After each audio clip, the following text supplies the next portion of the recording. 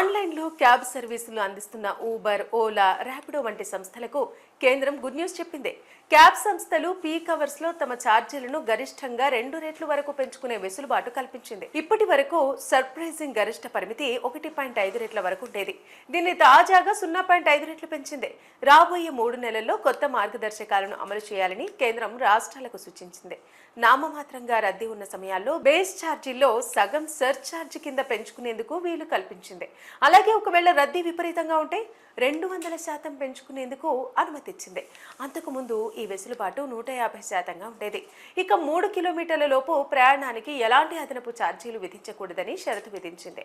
మరోవైపు యాప్ ద్వారా రైడ్ను అంగీకరించిన తర్వాత సరైన కారణం చెప్పకుండా డ్రైవర్ క్యాన్సిల్ చేస్తే ఛార్జీలో 10% పెనాల్టీ పడుతుంది. దానిని డ్రైవర్, అగ్రిగేటర్, ప్లాట్ఫామ్ సమానంగా చెల్లించాల్సి ఉంటుంది. సరైన కారణం చెప్పకుండా రైడ్ క్యాన్సిల్ చేసినా ఇదే పెనాల్టీ వర్తిస్తుంది.